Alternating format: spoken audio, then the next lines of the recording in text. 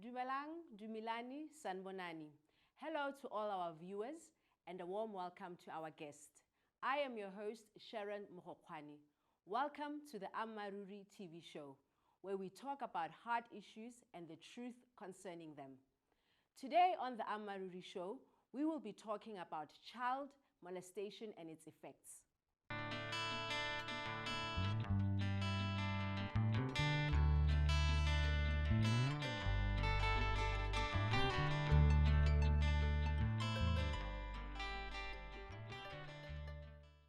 Sexual abuse is particularly a sinister type of trauma because of the shame it instills in the victim. It, however, has immense consequences and can affect the victim for a very long time in a negative way. On the show today, we want to discuss this sad reality, and we hope to encourage viewers to see the importance of protecting children and providing good guardianship. Here in studio with me today, I have two ladies as our guests, and I'm going to ask them to introduce themselves. Hello, viewers at home. My name is Mauto. I am a 45-year-old mother of two and a teacher by training. Hello, viewers at home. My name is Kinosi Rangwana. I come from Matseta. I'm 44 years old. I have one daughter. I am a customs officer based at Lobat. Thank you to both of you, and thank you so much for being on the show. We also have our pastor with us, our resident pastor and counselor. Can you please say hello to the viewers, Pastor? Hello, viewers at home. Pastor Molested of AFM in Molested. Yeah, welcome. Kinosi, may you please tell us about your childhood? I grew up living with my relatives. When I grew up, my mother, because he didn't have the facilities to bring me up, she decided to give me to my aunt, who raised me up. And during that time, it was difficult from my mother's side. And I stayed with my aunt with her kids, 2 boys. Okay. And Mautu, can you tell us about your childhood? I grew up in Mogodisani.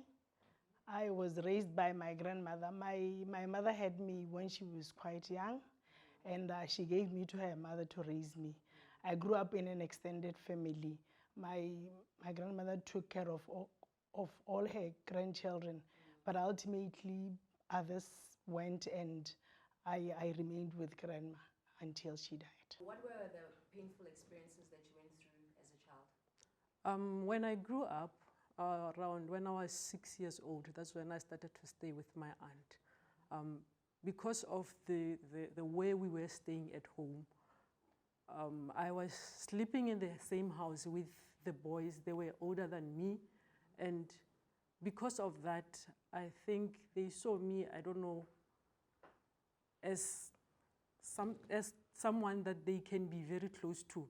I was like a little sister to them, though they had other intentions that I didn't know as a little girl. And that's where molestation started to happen, because the older one was 9 years older than me, and the other one was 6 years older than me. Okay. And things started to happen when I was still 6 years old. And by that time, as a girl child, I didn't know anything. I didn't know what was happening. Yes, you're too young to express what was going on. And I couldn't share anything that was happening with me, with them, to anyone, because my aunt was not there anytime. Yeah. She was just an aunt because I was staying with them. Okay. And the husband had a construction company. You know, in a rural place, everyone is welcome at home. Yes. And there were these people who would usually come with the husband. And His those, employees. yes. And there was this man who also took advantage of this little girl whom I was. And he raped me as a little girl. And I couldn't share this with anyone. And this brought trauma as I grew up. And as a child, you had to carry this load on your own because you couldn't share it. Yes, ma'am. I had to go on living with this. I couldn't share it with anyone because as I was growing, because of the society, how it looked at a girl child, I thought maybe they were going to like persecute me or something like that. So I had to stay with this until it came out as something that was negative in my life because I couldn't stay in any relationship with it, and it brought anger within me. Okay. Mautu, can you tell us about how your molestation began? Like I said, I stayed with my grandma, and I went to boarding school at 15.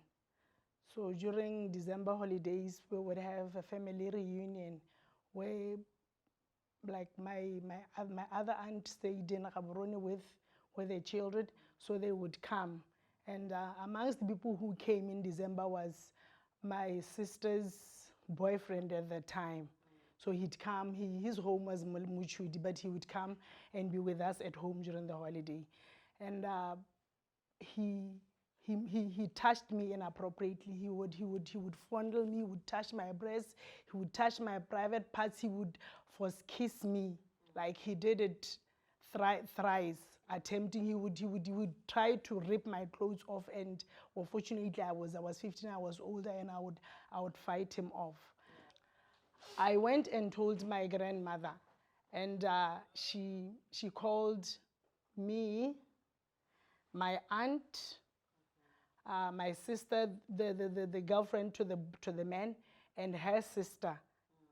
So it was 5 of us. And when we got there, my grandmother told them, Kana Mauto said, so and so has been doing this to her. And I called you here because when this is your boyfriend. Yes. And to my dismay, how they responded really like tore me apart, because, and I'm going to say this in Setswana because it has to come out the way they said it. They said, actually, her, the girlfriend, she said, and then the sister said, hey,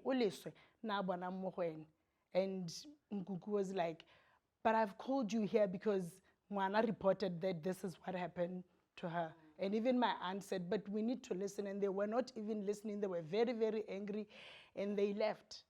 And, you know, for me, what hurt me and what really killed me was the fact that, you know, my mother was not there.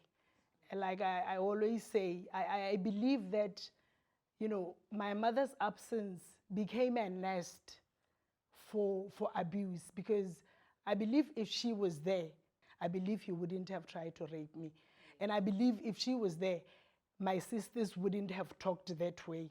But my grandmother she had to be neutral. We were all her grandchildren, so she couldn't take a side in that matter. It affected me adversely, and it really pained me, because in the end, I became a bitter person. I became resentful. I was full of anger. I just hated the world.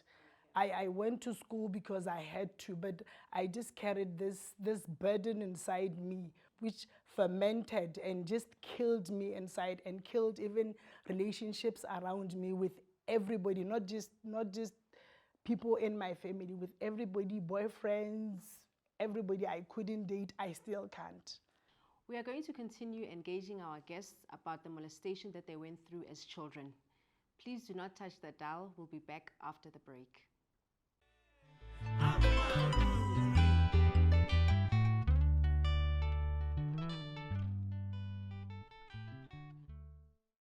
Welcome back to the Ammaruri TV show. We are talking about child molestation and its effects. We've already heard about our guests' backgrounds. I want us to take it from here, Muruti. With their backgrounds, what made them more susceptible to this type of abuse? You see, family is very central to the purposes of God in our lives. Family is important in giving a child a sense of belonging, a sense of identity, and a sense of security. You know, the way God designed things was such that children do not drop from the sky, but rather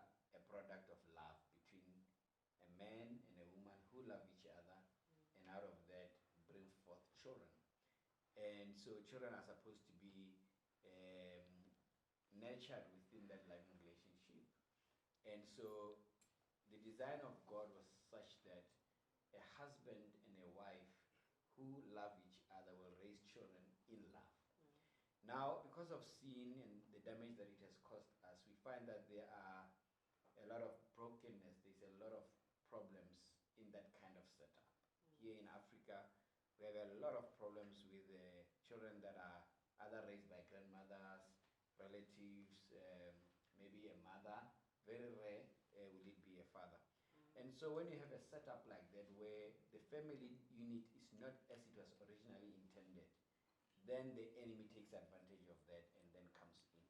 If you look at the case of our two guests here today, both of them, you can see that that family structure, as originally designed by God, was not there. I don't hear anything about the father figure. I hear about mothers, and things were not as good there. And I hear about being raised, for her, it's been raised, raised by a relative, she raised by a grandmother. And in that kind of a setup, because the family is not what it's supposed to be, then the enemy comes in and takes advantage of that. Where a mother and a father are not available to protect, people always look around and see what advantage they can take of the child. So I think just the way they grew up and the setup that they were under was not very good.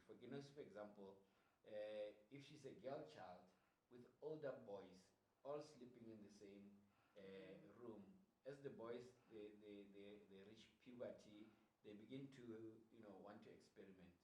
And who do they have? It was her right there, with men coming in and going out, and she's all alone. She says the one who was supposed to be the mother there, the auntie, was really there also. She was absent. So she was basically on her own as a girl child among so many men. That was very dangerous for her. Yeah, and with Maoto, you can hear how another man came in and took advantage of this little girl who, when he looked at, usually these people, they see vulnerability and they take advantage of it. Yes. At any point in your childhood, did you speak to anyone or tell anyone about what was happening when you visited your mother, perhaps? No, I've never shared this with anyone until I shared it with one of my colleagues when I was based at the airport, Sesratsakama Airport. Yes. She is the one who encouraged me to go and see Muruti so that I can share everything with him. So you had this secret your entire childhood without being able to tell anyone. Muruti, why is this so? Our society as well. Maotu says that her older sister and another older female relative, they were very harsh to her. They were very unfriendly. They didn't believe her, and she couldn't tell anyone. Why is it so in our society? You see, this desire to belong, to have somebody in your life, to have somebody that you can maybe derive livelihood or security from, can be so strong that you can choose to overlook some wrongdoings that are out there. If you look at Kinos's situation, an older sister who was supposed to defend her younger sister with all of her life decided at that time to defend her boyfriend. It was Maotu, actually. It was Maotu. Yes. Oh, sorry, yeah, Maotu. Decided at that time to defend her boyfriend, which means that the thought of losing that boyfriend was for her, a very, she couldn't think about it. She would rather degrade her own sister. I mean, the kind of language that she used was terrible. Yeah. So she would rather, dismiss her to keep the relationship. Yes. And that's the desperation that we see. Because of lack of love and security in families, whenever we see a little bit of love, we end up holding on to it. Yes. And I think that's exactly what happened in this case. And with her, you see, she was vulnerable. She was alone. Her mother was not there. All of these years, she felt people were doing her a favor to keep her. Yeah. And so exposing what was going on, especially with the sons of the house, she was afraid that she would lose maybe the home, The security. lose the family. And it's always about those kind of things that are then creep in. Yes. And, if someone keeps a secret like that for so long, like she did her entire childhood, not telling anyone, she's speaking about how she now told a colleague at work. What effect does that have on a child to keep something like this for so long? Oh, it's very dangerous. It's very dangerous because when you have secrets like that, in the first place, these are painful things. Yeah. It's things that you rather forget. So what we normally do is we bury them deep down in our subconscious mind, and we cover them with cement, and we act as if it never happened. But what happens is that as you interact with life, especially in a situation where there are romantic relationships or close relationships, they tend to go deeper and find out really what is hidden there. And you have bursts of anger here and there. You have, you can't be happy in any relationship because deep down in your heart there are unresolved issues. Yeah. And so you have to live under a mask, and you cannot be truly yourself. And if you are not yourself, you cannot find your true purpose. We are going to continue engaging our guests about the molestation that they went through as children. Please do not touch the dial. We'll be back after the break.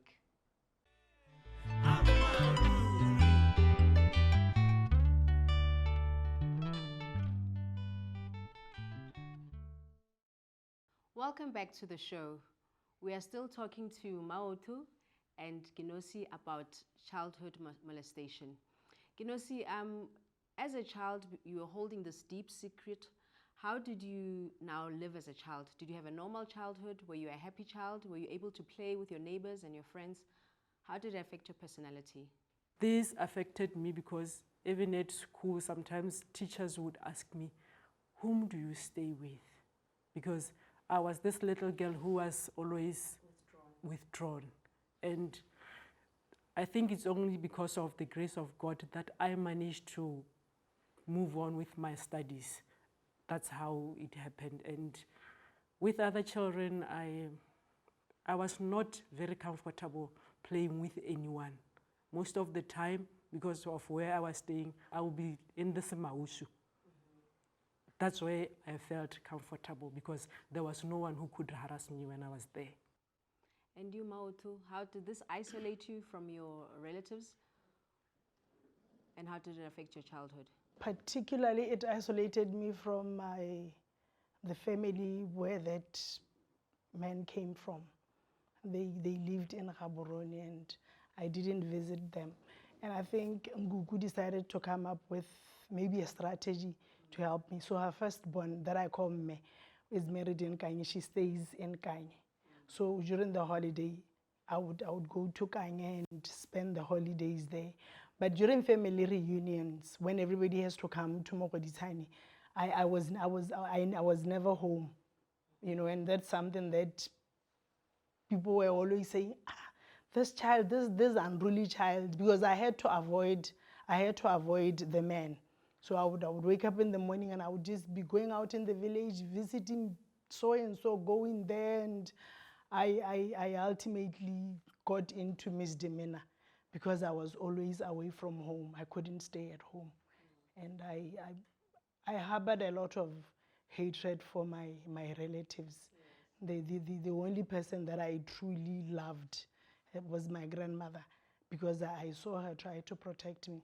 But anybody else, I just hated. When the other children were there and when nobody was watching me, I would beat them. I beat other children. I was the family bully. I beat other children. Nobody would touch my stuff. Nobody would come near me. I would beat them and go away. So this man remained in your family still for a long time? He remained in my family and he ultimately married my sister and he died in 2014. Yeah. And my sister died in 2016. So they both died. But they died before I could heal. And during one of my counseling sessions, I told Muruti that, if there was ever a time that I was happy was when that man died. When I was told he was dead, I was very, very, very happy, so elated. And my sister was sick and I just prayed she would die. during the funeral, that's when the reality really hit me, That and you've lost a sister. I lost a sister, and I lost her before I could even tell her that kana makawanza Yes. that time. So this obviously affected your relationship with your sister for the rest of her life. It affected my relationship with her, but when she was sick, because when she was sick, she lived in Block 9 and I taught at Kale Hill, I would visit her. Strange enough, and as much as I hated her, I would visit her, cook for her. She Yes, had sir. problem with joints. I bought Anika oil, I would massage her. When I was not, she would say, she would call people, come out to come and massage her. I massaged her, I checked when she was in hospital, come out to come and see her, to see me. I would see her, but inside, I was just acting. I was pretending, but inside, I just wanted her to die fast. Muruti, with our setup in Africa, the extended family is very close, and children are expected to respect their elders. So how much does this make the children even more susceptible?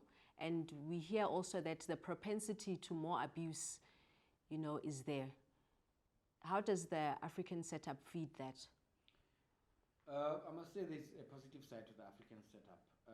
I've lived with white people, and usually they just have their mother and their father. No one will take care of them. And I've found that they have a lot of rejection issues, more than us Africans. In the African setup, when you have other family members who can come in and take care of you, usually it closes that gap if everything goes well. The problem is when things become a little bit rough, like in their case.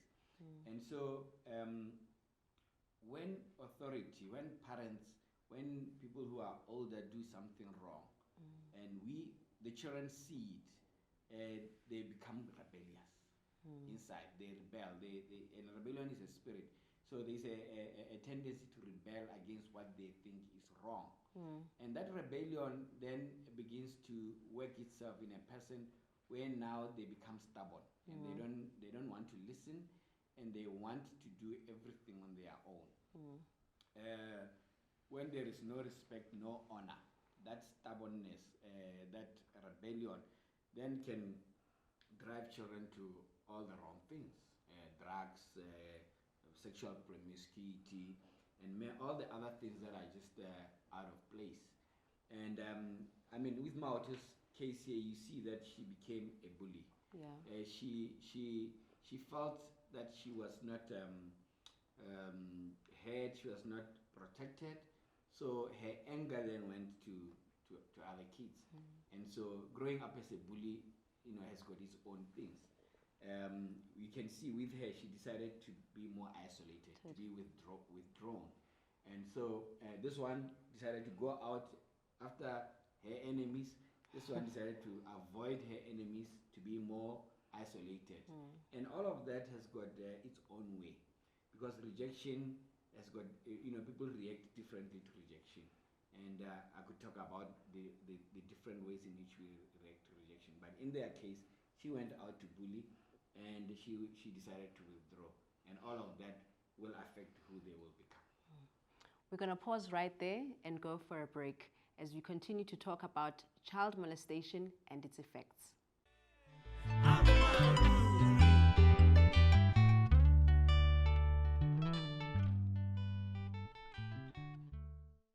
Welcome back to the Ammaruri TV show.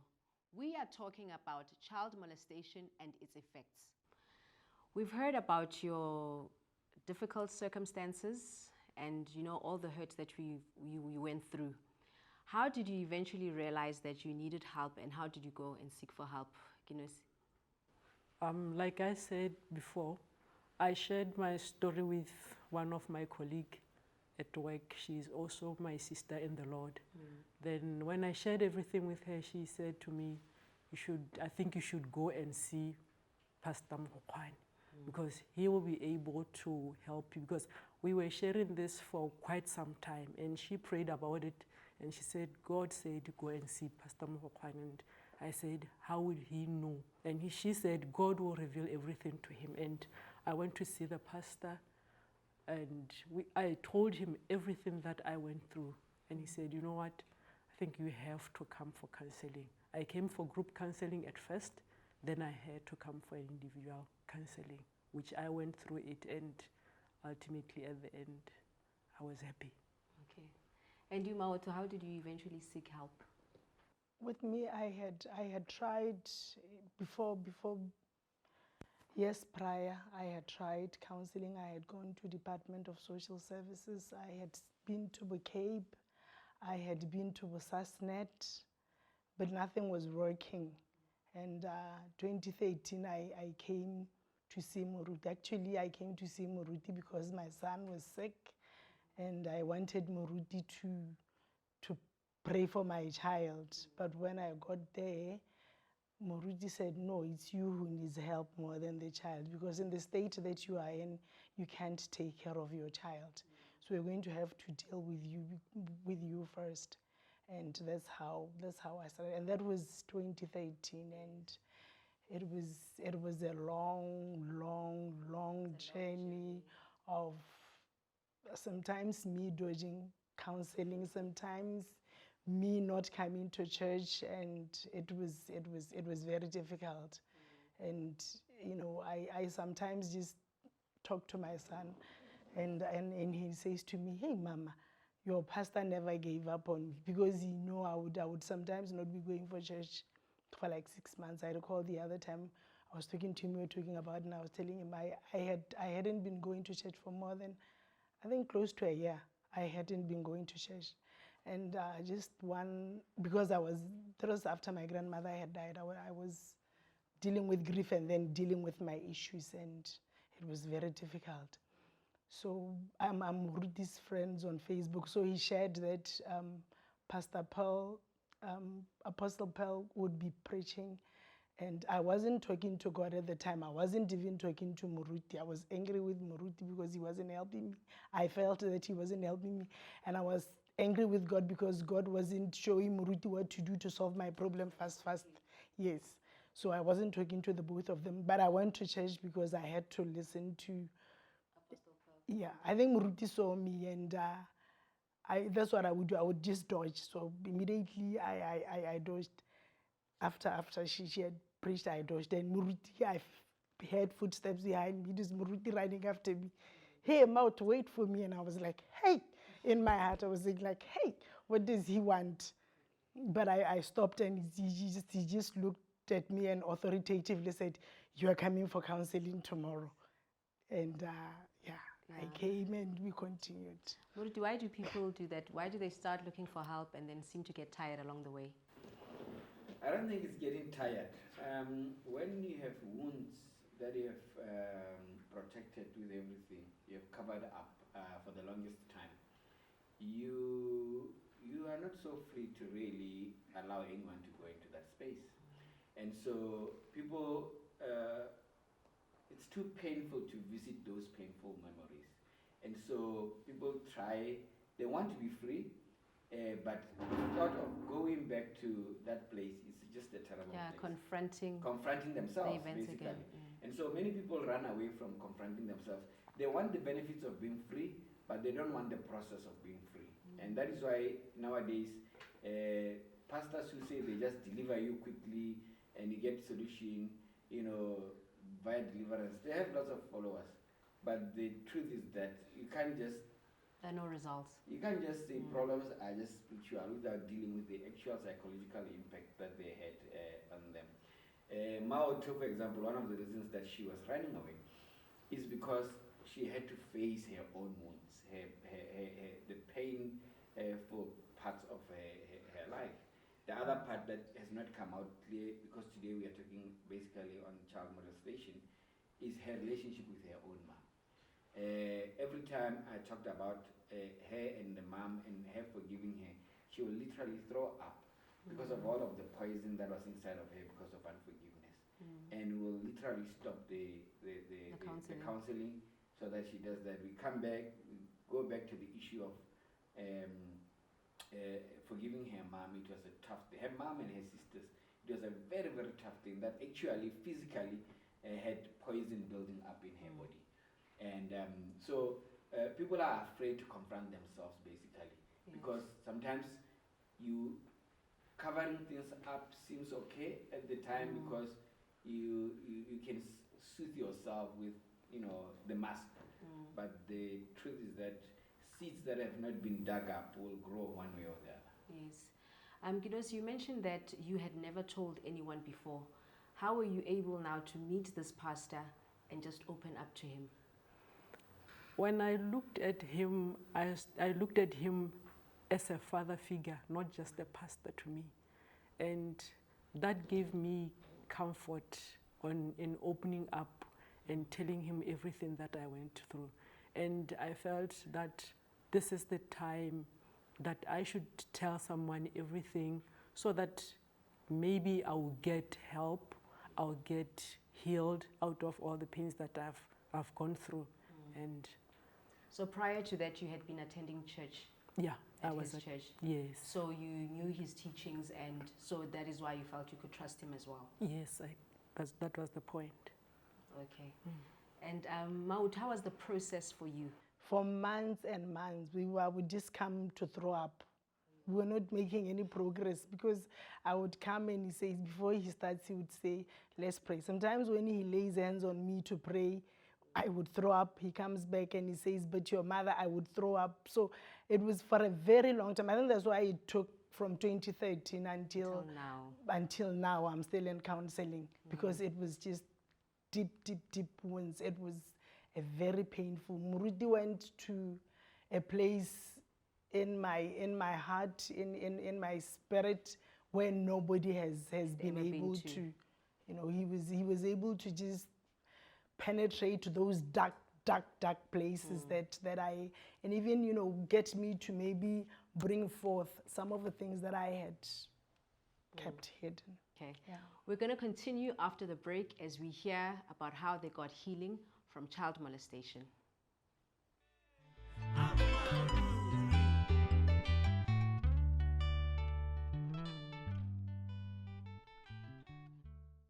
Welcome back to the Amaruri TV show. We are talking about child molestation and its effects. We are now talking about your healing process and the counseling that you received. Mautu, I think we need to talk more about your process because yours took a much longer time. Do you know what dragged the process? It was the intensity of the pain and my fear to confront the demons, to go back in time, because healing entailed me going back in time and admitting that this was done to me and that it hurt, and also forgiving the people who had hurt me. And that was the hardest part. I couldn't, especially my mother, I couldn't forgive her. I recall one day I came into, I didn't have an appointment. That day I wanted to just kill my mother. I came and I just sat down and I told Muruti, today Muruti, I want to go home and kill my mother. Muruti said, how are you going to kill her? I said, I'm going to poison her.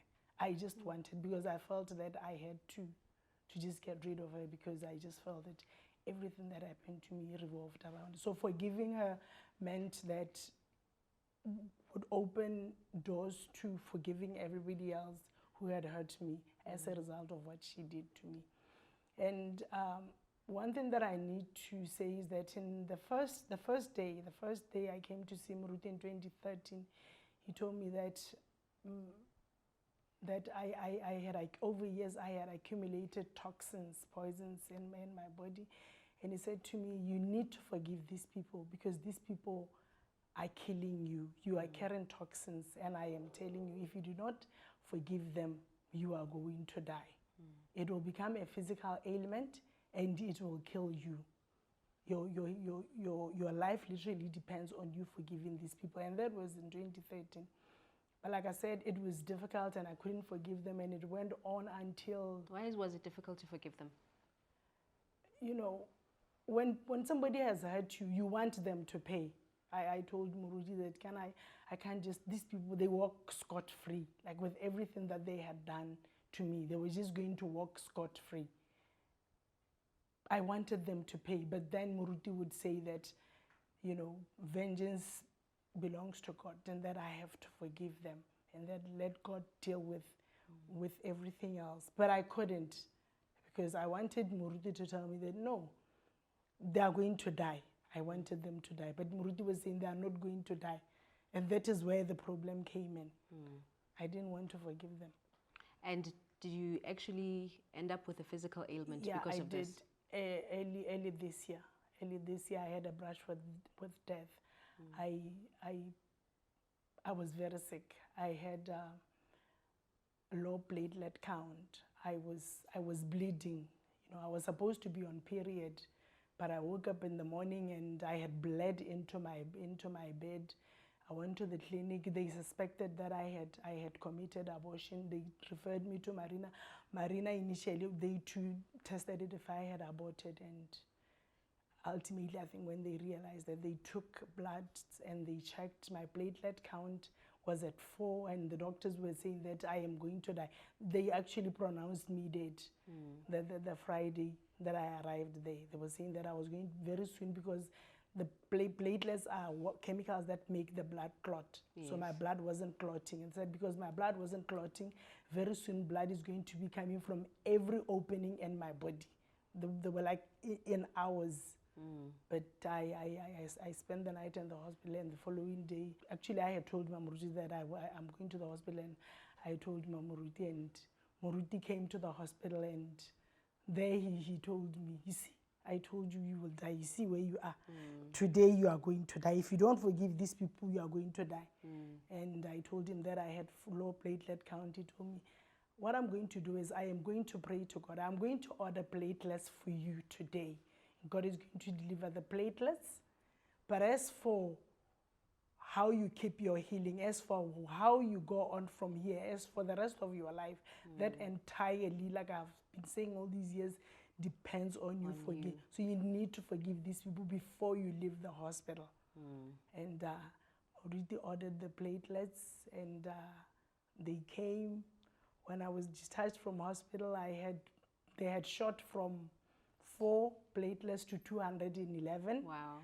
And even the doctors were shocked. I recall when the doctor who brought the results up, when they were checking the platelets before discharging me, she came with the paper. She was jumping up and down, saying, I can't believe it. You're not going to believe it. When I was discharged, like everybody was even the nurses, was in shock. Everybody was in shock. They could not believe that they had not seen. They told me that in the entire time that they had been in hospital, they had never seen anybody's platelet count shoot from 4 to 211.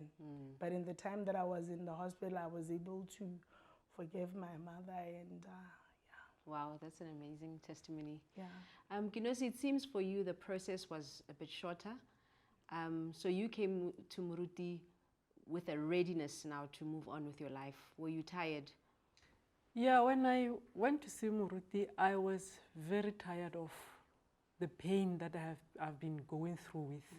So I had decided that, you know what, I have to let go. Even Muruti said to me, you know what, Kinosi, you have to let go of everything, because some of the people who have hurt you, they are late, and when you are still holding this pain against them, you have to let go. Some, like the man whom I said he raped me, I didn't even know him. I didn't even know where he was. So I was forced to let go. I thought that I was tired, so I had to let go, because I felt that this would also affect my child. Yes. So I wanted to let go, and and when Muruti spoke to me, I did everything. I said, you know what, God, this is the time. Now I want to be free. Had you already seen the effects of your pain in your child? Yeah, because the relationship between me and my child was not that good, because I had to, like, I was given to my relatives. I also left my child when she was 9 months old, when I was deployed to Mamuno border post. And she was also raised by my mother. Then she went to stay with my aunt. Similar to what happened to me. Then when she was doing Form 1, that was when I took her and said, you know what, Kinosi, you have to take responsibility of your child. Wow. Yeah. So much to talk about in so little time. Do not move. We are going to continue talking about child molestation and its effects.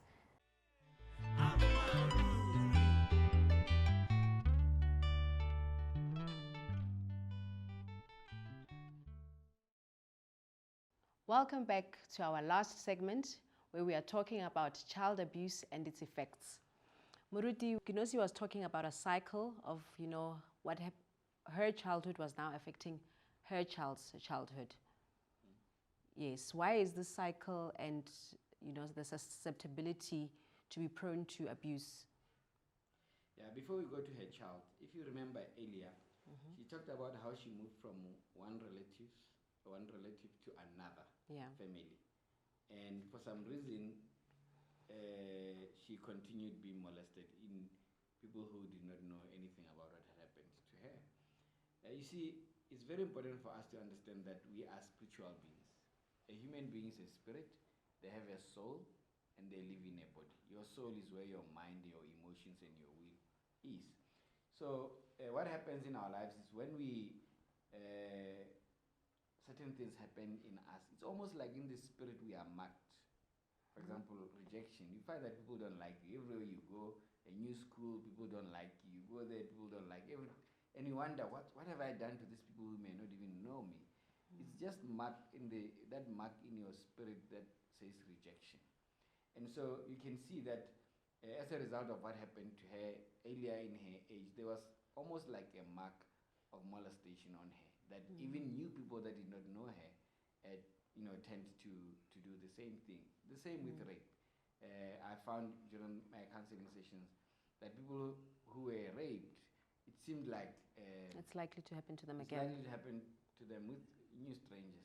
People who were introduced to same-sex relationships at a young age, when they were innocent, they didn't have it. As they go on, similar thing happens with strangers. So it seems like there's this cycle that just keeps on going on in your life, and then when it's not dealt with, then it goes to your offspring. And then it's a cycle that continues to go on and on like that.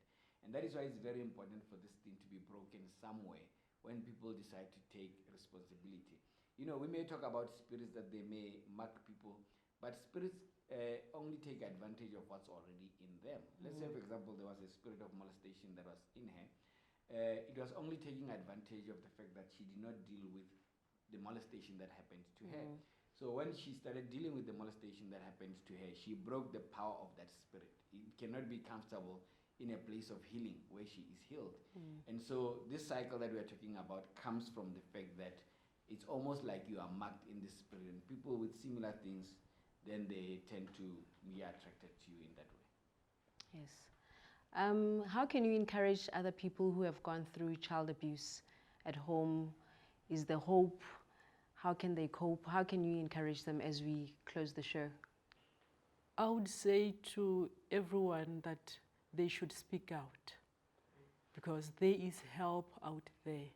They should seek help, either counseling from social workers, or they can go to the pastors, because pastors, they do a good job because of the background of knowing the word of God, because certain things will be revealed to them. Then they'll be able to assist you. And that will help them a lot, especially if they go to see pastors like I have done. It has helped me, and that has brought healing into my life and the relationship that I have with my child right now, because it affects yourself and your child also. I have a good relationship now with my child, because now we share so many things together, unlike before.